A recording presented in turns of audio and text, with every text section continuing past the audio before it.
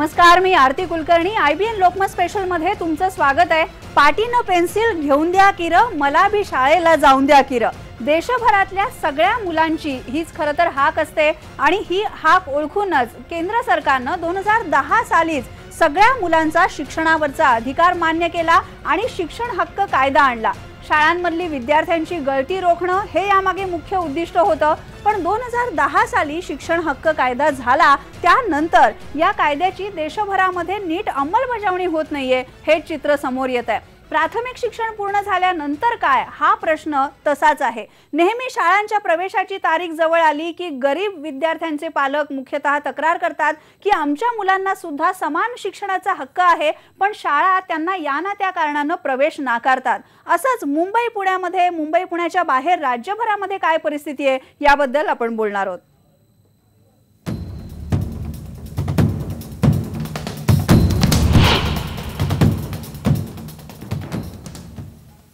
Right to education हा कायदा आणि विद्यार्थ्यांची होणारी गळती, शाळाबाह्य मुलांचं प्रमाण याबद्दल आपण शिक्षण तज्ञ हेरम कुलकर्णींशी बोलणार आहोत। पण आधी मुंबईचा एक रिपोर्ट बघूया। राईट टू एज्युकेशन या कायद्यानं 8वी पर्यंतचं शिक्षण मोफत देण्याची जबाबदारी सरकारची आहे हे स्पष्ट केलं। हा कायदा 2010 साली लागू झाला।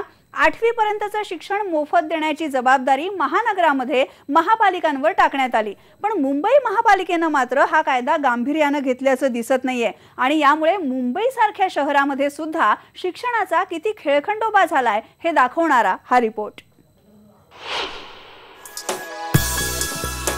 चेंबूरच्या वाशी नाका भागात बांगड्यांचा व्यवसाय करणारे हे आहेत अब्दुल गणी। ही त्यांची मुलगी रुबीना। आता त्यांना चिंता लागली आहे ती मुलीच्या पुढच्या शिक्षणाची, कारण ते राहत असलेल्या परिसरात मनपा शाळेत फक्त 7वी पर्यंतचेच वर्ग आहेत। त्यामुळे तिला यापुढचं शिक्षण खासगी शाळेतूनच घ्यावं लागणार आहे। आता नाही आहे तिथं म्हणून आम्हाला इथं प्रायव्हेटमध्ये घ्यायला झालंय ॲडमिशन, नाहीतर तिथं असलं असतं तर आम्हाला म्हणजे चांगलं असतं। काय मागणी केली होती? आम्ही मागणी केली होती की 8वीचा खर्च म्हणजे द्यावा सरकारने, अशी आम्ही मागणी केलेली। सरांनी, आम्ही सर्व मुलांनी सांगितलेलं सरांना, तर सरांनी आम्हाला मदत केलेली। तरी पण सरांची मदत चालू है आमच्या। म्यूनसिपालिटी में तो नहीं था, 7वीं के बाद तो इस क्लास नहीं था, इसके लिए हम लोग को पराठ में डालना पड़ा। उधर हम लोग को 9-10 हज़ार रुपये आया खर्चा साल भर। हाँ, खरं तर 2010 पासूनच राईट टू एज्युकेशन हा कायदा लागू झालाय। त्यानुसार मुंबईत 8वी पर्यंतचं शिक्षण मोफत देण्याची जबाबदारी ही महानगरपालिकेची। पालिकेलाही ही बाब मान्य आहे, पण त्याची अंमलबजावणी काही होत नाही। आमचं म्हणणं आहे मोफत शिक्षण देण्याची महापालिकाची जबाबदारी आहे, कबूल म्हणाले। मग हे 65 मुलं कुठे गेले खाजगीमध्ये, मग यांचा खर्च। मग महापालिकेचे आयुक्त गंभीर झाले, ते म्हणाले की ठीक आहे, आम्ही यांचा खर्च पण आम्हाला द्यायला काय हरकत नाही जर नियमामध्ये बसत असेल। आम्ही म्हटलं 65 मुलं आहे, 4.5 लाख रक्कम आहे सगळे मिळून, ती तुम्हाला द्यायला पाहिजे। मग आयुक्त म्हणाले की आम्ही ते पण मान्य करू, पण आम्हाला चौकशी करू द्या, याची पडताळणी करू द्या आणि 15 दिवसानंतर पुन्हा आपण बसू, असं ते म्हणाले। पालिकेनं 8वी पर्यंतचे वर्ग सुरू करण्यासाठीचे आदेश गेल्या ऑगस्टमध्येच निघालेत, पण प्रत्यक्षात अंमलबजावणी कधी होणार हे कोणीच सांगत नाहीये। राईट टू एज्युकेशन या कायद्यानं महानगरपालिकांवर 8वी पर्यंत शिक्षण मोफत देण्याची जबाबदारी टाकण्यात आली आहे।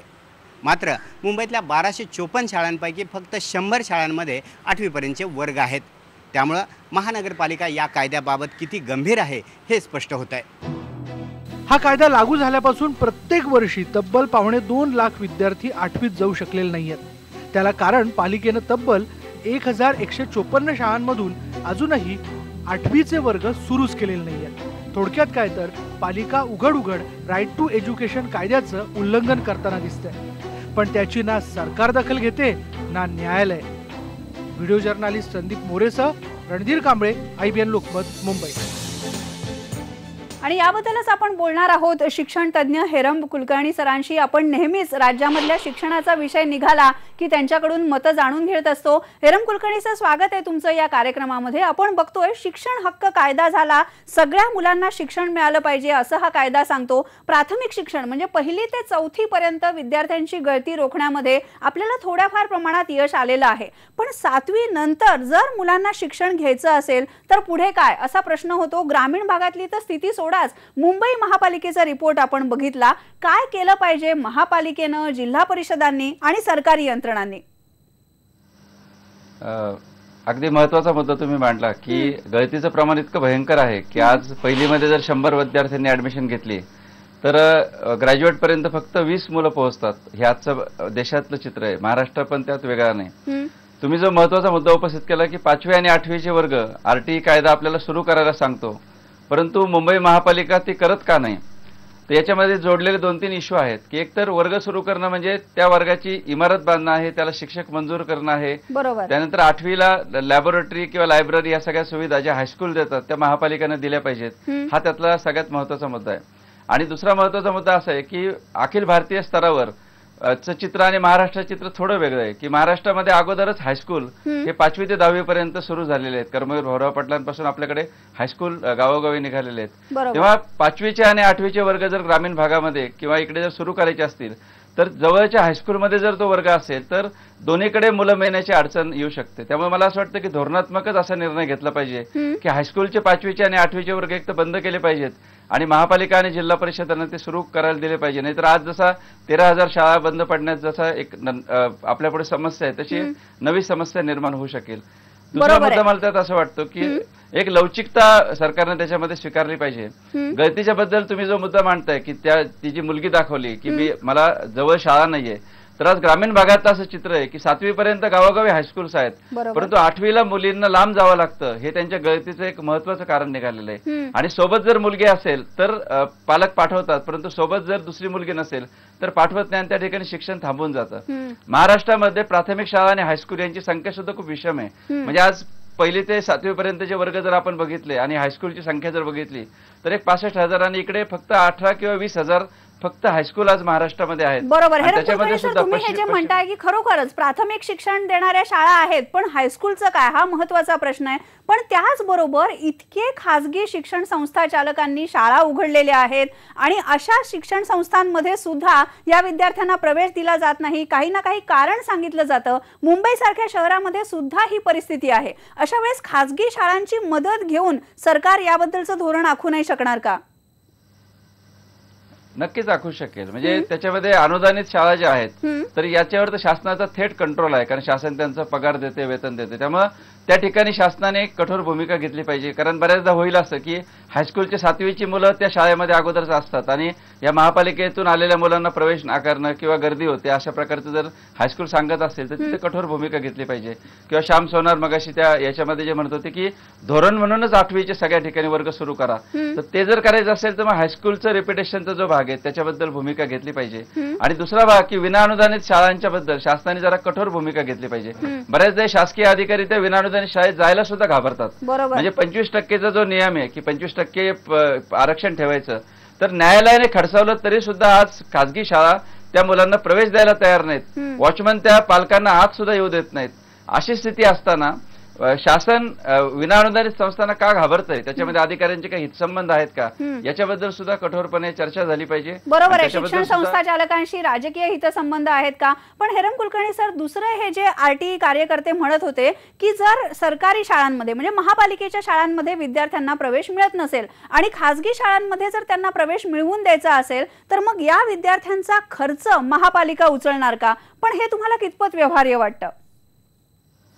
मला असं वाटतं की त्या ठिकाणी अशी सरसकट भूमिका घेण्याऐवजी त्या ठिकाणी कुठलं युनिट चांगलं चालतं हे बघितलं पाहिजे. म्हणजे आज महाराष्ट्राच्या ग्रामीण भागातली काय स्थिती आहे की एखाद्या गावामध्ये 5वी ते 10वीचं हायस्कूल अगोदर शासनाने मंजूर केलेलं आहे. आता त्या ठिकाणी जर तुम्ही त्या प्राथमिक शाळेला असं सांगितलं की तुम्ही 4थी ते 5वीचा वर्ग सुरू करा, पण हायस्कूलचा वर्ग बंद करायचा की प्राथमिकचा जिल्हा परिषदेचा वर्ग ठेवायचा, याच्याबद्दलचे नेमके निर्देश शासनाने जर दिले नाहीत तर दोन्हीकडे मुलं मिळणार नाहीत आणि पुन्हा आज महाराष्ट्रातल्या अनेक शाळा बंद पडतील अशी स्थिती येऊ शकते. त्यामुळे त्याच्याबद्दलची वस्तुस्थिती जे युनिट चांगलं चालेल त्याच्याबद्दल भूमिका घेतली पाहिजे. आणि प्राथमिक शाळांना जर वर्ग जोडायचे असतील म्हणजे खरं लवचिक आणि चांगली भूमिका ही असेल की पहिली ते 10वी ही जिल्हा परिषदची शाळा असली पाहिजे. हे RTE कायदा करतानाची भूमिका आहे किंवा मध्यंतरी पण तशी बातमी होती.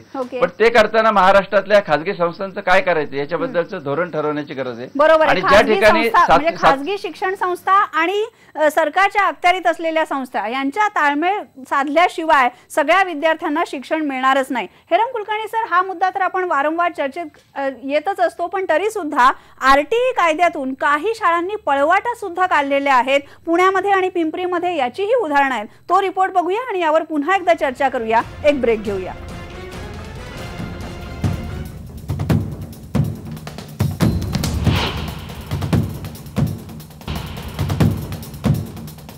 शिक्षण हक्क कायदा लागू झाला, पण या हक्कानुसार सगळ्यांनाच प्रवेश मिळतो का शाळेमध्ये, याबद्दल आपण बोलतोय. मुंबईमध्ये काय स्थिती आहे आपण बघितलं. आता पिंपरीचाही एक रिपोर्ट बघूया. काही दिवसातच शाळा सुरू होतील, पण RTE नुसार जे विद्यार्थ्यांना प्रवेश दिले जातात त्या प्रवेशाचे घोळ कायम आहेत. काही शैक्षणिक संस्था सरकारकडूनच आपल्याला अनुदान मिळत नाहीये, फी मिळत नाहीये असं सांगत प्रवेश नाकारतायत, तर अनेक इंग्रजी शाळांनी RTEचे प्रवेश नाकारण्यासाठी एक नवी शक्कल शोधून काढलेली आहे. कशी ते बघूया. पिंपरी चिंचवड मधल्या इंग्रजी माध्यमाच्या शाळा गरिबांच्या मुलांना प्रवेश द्यायला नकार देत आहेत. या शाळांना अल्पसंख्याक असल्याचं प्रमाणपत्र मिळालंय. हे प्रमाणपत्र मिळाल्यानंतर संस्था चालकांची भाषाही उद्धट झाली आहे. मायनॉरिटी असल्यामुळं RTE खाली आलेल्या लोकांना सुद्धा आम्ही सहकार्य करायचे प्रयत्न करतो की त्यांनी शाळेची फी भरावा. अर्धीच फी आहे आमची, आणि तो फी भरून त्यांनी शासनाचा फी आणून आमच्याजवळ दिले तर आम्ही त्यांना रिटर्न करूया, असं आम्ही RTE खालच्या लोकांनाही सांगितलेले. आणि आमच्या शाळेला 50% कन्नड भाषिक लोकांसाठी आरक्षण आहे आणि 50% इतर सर्व समाजाला घ्यायला आम्ही तयार आहे. संस्था चालकांच्या या उत्तरामुळे गरीब पालक हवालदिल झाले. शाळा सुरू होण्यासाठी काहीच दिवस उरलेले असताना आता प्रवेश घ्यायचा तरी कुठे आणि दाद कुणाकडे मागायची असा प्रश्न त्यांना पडला. माझा मुलगा आहे शाळेत, तर आता काही त्यांना पत्र वगैरे भेटलं वाटतं नगरपालिकापर्यंत, तर ते आता म्हणते तुमची ते ॲडमिशनचं जो कागद आहे ते घेऊन जावा मराठी शाळेत टाका म्हणून. पोरं पैसे वगैरे फी वगैरे मागायला आलेत ते. आता मी गेलो होतो तर गेल्या महिन्यात मला म्हणले 900 रुपये भरा म्हणून तुम्ही. आमचा RTEद्वारे ॲडमिशन केलेलं आहे मुलांचं. गरिबांच्या मुलांना सुद्धा इंग्लिशमधनं शिक्षण घ्यायची इच्छा आहे. ती शिकण्याची प्रवृत्ती दाखवतात, तर आम्हाला ते शिक्षण मिळायला पाहिजे नाही का. शासनाद्वारे जे कायद्यातून ज्या तरतुदी गोरगरिबांसाठी केलेल्या आहेत तो उपक्रम त्यांनी राबवला पाहिजे नाही का. पहिली गोष्ट की जेव्हा आमच्या मुलांचं ॲडमिशन होत आहे त्याचं अलॉटमेंट येतं, जेव्हा शाळेमध्ये जातात हे ॲडमिशन घेण्यासाठी, त्यांना आज देखील आमची मुलं वंचितच आहेत की ह्या वर्षी पण त्यांना ॲडमिशन मिळालेलं नाहीये. तर त्याच्यावरती आजपर्यंत काय कारवाई झाली आहे का, काय झालंय आजपर्यंत, काय त्यांच्यावर कारवाई केली किंवा काय त्यांच्यावर गुन्हा दाखल केलाय का, तर अजिबात नाही. एकट्या पिंपरी चिंचवड शहरात अल्पसंख्याक दर्जा मिळून त्याचे लाभ घेणाऱ्या 25 पेक्षा जास्त शिक्षण संस्था आहेत आणि ही संख्या शिक्षण हक्क कायदा अस्तित्वात आल्यानंतर आणखी वाढली आहे. शिक्षण अधिकाऱ्यांनाही याबद्दल फारशी माहिती नाहीये. ते केवळ सरकारी उत्तर देण्यातच मशगूल आहेत. अल्पसंख्याक हे 2 प्रकारे दिले जातात, एक तर धार्मिक आणि भाषिक अल्पसंख्याक, आणि त्याची पडताळणी करूनच हे अल्पसंख्याक प्रमाणपत्र शासनामार्फत या संस्थांना दिली जातात. आणि ज्यांना आता या कालावधीमध्ये नजीकच्या अल्पसंख्याक प्रमाणपत्र मिळालेलं आहे, तर त्यांच्या अल्पसंख्याकांच्या प्रमाणपत्राची पडताळणी आपल्या मनपा कार्यक्षेत्रातल्या ज्या शाळा आहेत तर तिथले जे पर्यवेक्षक आहेत त्यांच्यामार्फत आम्ही पुनश्च एकदा करून घेऊयात आणि त्याची शहानिशा केली जाईल. सर्वांना मोफत शिक्षण मिळावं म्हणून शिक्षण हक्क कायदा अस्तित्वात आला, पण संस्था चालक या कायद्यातून पळवाटा काढत असतील तर त्यांच्यावर कारवाई का होत नाही हाच प्रश्न आहे. गोविंद वाकडे, IBN लोकमत, पुणे. पुन्हा एकदा आपण बोलूया शिक्षण तज्ञ हेरम कुलकर्णी सरांशी. आपण बघितलं हेरम कुलकर्णी सर, कोणत्याही शाळेमध्ये 25% कोटा हा गरीब विद्यार्थ्यांसाठी दिलेला असतो, पण आता पिंपरीची ही जर बातमी आपण बघितली तर संस्था चालक असं म्हणतात की आम्ही अल्पसंख्याक विद्यार्थ्यांसाठी आमची ही शाळा आहे आणि त्यामुळे आम्ही या मुलांना प्रवेश देऊ शकत नाही. शिक्षण हक्क कायद्यामधून अल्पसंख्याकांसाठी असलेल्या शाळांना पूर्णपणे सूट देण्यात आली आहे का? फार महत्त्वाचा प्रश्न तुम्ही उपस्थित केला की शिक्षण मंत्र्यांच्या दृष्टीनं किंवा शासनाच्या दृष्टीने सध्या नीटची परीक्षा हा एकमेव शैक्षणिक प्रश्न आहे. तर हा शिक्षणातला एक भारत आणि इंडिया आहे की उच्च शिक्षणाच्या संदर्भात, मेडिकलच्या संदर्भात हे शासन जितकं संवेदनशील आहे तितकं ह्या गरिबांच्या शिक्षणाबद्दल अजिबात संवेदनशील नाही. हे आम्ही शालाबाईच्या वेळी अनुभवलं आणि आता अनुभवतोय. या 25%चा तुम्ही जो गंभीर प्रश्न उपस्थित केला याच्याबद्दल न्यायालयाचे स्पष्ट निर्देश आहेत पुण्यातल्या काचपात्रा संघटना अनेक वेळा कोर्टामध्ये गेली आणि कोर्टाचे अनेक वेळा त्याच्याबद्दलचे स्पष्ट निर्देश असताना सुद्धा संस्थांविरुद्ध शासन कुठलीही कारवाई करत नाही। आज 25% संदर्भात ते संस्थे पालक जे सांगत होते की शासन जोपर्यंत फी देत नाही तोपर्यंत पालकांनी फी भरावी, असं करणाऱ्या संस्थांची एका क्षणात परवानगी आरटीईच्या अंडर रद्द होऊ शकते, परंतु ते धाडस आमचं सरकार अजिबात दाखवत नाही। मुद्दा असा आहे की ते असं म्हणतात की आमची शाळा जी आहे ती कन्नड मुलांसाठी आहे आणि मग त्या मुलांची गरज भागल्यानंतर आम्ही बाकीच्या शाळांना प्रवेश देऊ। शिक्षण हक्क कायदा जो आहे तो देशभरातल्या सगळ्या शाळांना लागू आहे अशी आपली माहिती आहे, पण याच्यामध्ये कुणाकुणाला सूट देण्यात आली आहे का किंवा काही गुंतागुंतीचे प्रश्न आहेत का ज्याचा आहे संस्थाचालक फायदा घेत आहेत? मुळातच अल्पसंख्याकांच्या बद्दलची जी वस्तुस्थिती आहे ती खूप कठोरपणे तपासून पाहिली पाहिजे, कारण महाराष्ट्रामध्ये जे डीएड बीएड कॉलेज ज्या मध्यंतरी बंद पडली तर अनेक डीएड बीएड कॉलेजचा तो एक गैरव्यवहाराचा मार्ग होता। अनेक संस्थाचालकांनी विद्यार्थ्यांचे धर्म बदलल्याचे खोटे ॲफिडेविट तयार करून विद्यार्थ्यांना ऍडमिशन देऊन डोनेशन घेतलेत असे गंभीर माहिती आमच्याकडे आहे। आणि अशा प्रकारचा खोटेपणा सरसकट शासकीय अधिकाऱ्यांच्या मदतीनं या संस्थाचालक करत असताना त्याची कठोर तपासणी करायला पाहिजे। आणि समजा असं मान्य जरी केलं आपण की 50% अल्पसंख्याक आहेत, पण उरलेल्या 50% प्रवेशाच्या बाबत पालकांकडून फी मागण्याचा कुठलाही अधिकार या संस्थाचालकांना नाही। नाशिक मधल्या एका संस्थेने तर विद्यार्थ्यांच्या घरी दाखले पाठवून दिले होते फी भरत नाही म्हणून। हा जो उद्दामपणा संस्थाचालकांमध्ये झाला याच्याबद्दलचा झिरो टॉलरन्स घेण्याची भूमिका आहे। आज नीट किंवा याच्याबद्दलची शासन जी संवेदनशीलता दाखवते ती संवेदनशीलता फीच्या संदर्भात कुठल्याही प्रकारे दाखवली जात नाही। म्हणून मागणी अशी आहे, अगदी खरं आहे की प्राथमिक शिक्षण असेल हायस्कूल मधलं शिक्षण असेल याबद्दल सरकार किती गंभीर आहे हा प्रश्न उरतो। हेरम कुलकर्णी, आपल्याकडे वेळ कमी आहे, पण अगदी थोडक्यात सांगा, शाळांमधली गळती रोखण्यासाठी आणि जास्तीत जास्त मुलांना शिक्षण देण्यासाठी सरकारनं काय प्राधान्यक्रमानं गोष्टी करायला हव्यात? पहिला मुद्दा मला असं वाटतो की जागतिक जे अभ्यास झाले त्याच्यामध्ये मुलांना लिहिता वाचता येत नाही म्हणून मुलं शाळा सोडतात असं सिद्ध झालंय। गरिबी हे त्याचं दुय्यम कारण आहे। शांता सिन्हा असं म्हणतात की जर गरिबी हे कारण असेल तर मग सगळ्याच गरिबांची मुलं शाळा का सोडत नाही? तेव्हा 8वी पर्यंत आज जे सरसकट ढकलाढकली चालली याच्याबद्दलचं एक तटस्थ मूल्यमापन करून तिथे दर्जेदार शिक्षण दिलं पाहिजे। दुसरी गोष्ट, 9वीला गळतीचं प्रमाण आपल्याकडे खूप मोठं आहे, तेव्हा 9वीच्या गळतीबद्दल एक रेमेडियल टीचिंग व्हायला पाहिजे। आणि तिसरा मुद्दा, भटक्या विमुक्तांचं गळतीचं प्रमाण महाराष्ट्रामध्ये खूप मोठं आहे, तेव्हा आदिवासींसाठी जशी सुवर्ण महोत्सवी स्कॉलरशिप सुरू केली आणि त्याच्यामुळे आदिवासींची गळती कमी झाली तसं भटक्या विमुक्तांच्या विद्यार्थ्यांसाठी स्वतंत्र हे करायला पाहिजे। त्यानंतर मायग्रेशन जे महाराष्ट्रातला मोठा इश्यू आहे त्याच्यामध्ये बीड जिल्ह्यात शांतीवन सारखे जी काही वसतिगृह आहेत कायमस्वरूपी, अशी कायमस्वरूपी वसतिगृह जिथून स्थलांतर होतं तिथे जर झालं तरी गळती थांबू शकेल। आणि शेवटचा मुद्दा, बालविवाह हे महाराष्ट्रातलं गळतीचं खूप मोठं कारण आहे। आपल्याला असं वाटतं की बालविवाह हे मागच्या काळात होते, पण आजही महाराष्ट्रामध्ये 35% मुलींचे लग्न 15 वर्षाच्या आतमध्ये होतात आणि या मुली शिक्षणाच्या बाहेर फेकली जातात। तेव्हा बालविवाहाच्या बद्दल महिला संघटना आणि माध्यम आणि सरकार यांनी एक कार्यक्रम जर बनवला तर बालविवाहाच्या बद्दल मुलींच्या बद्दल बरोबर आहे, सामाजिक कारण सुद्धा आहेत, आर्थिक कारण सुद्धा आहेत, पण त्याचबरोबर हेरम कुलकर्णी सर तुम्ही सांगताय जर प्राथमिक शिक्षणाचा दर्जा आपण सुधारला नाही तर पुढच्या पायऱ्यांमध्ये सुद्धा मुलांना तेवढ्या दर्जाचं शिक्षण मिळू शकणार नाही। सरकार नीट बद्दल जेवढं गंभीर आहे तेवढंच या शाळांमधून होणाऱ्या विद्यार्थ्यांच्या गळतीबद्दल गंभीर असण्याची गरज आहे आणि प्रत्येक मुलाला त्याचा मग क्लास कोणताही असो, त्याची आर्थिक हे कितीही कमी जास्त असो, प्रत्येक मुलाला शिक्षणाचा हक्क हा मिळालाच पाहिजे। इथेच थांबूया, पहा फक्त IBN लोकमत।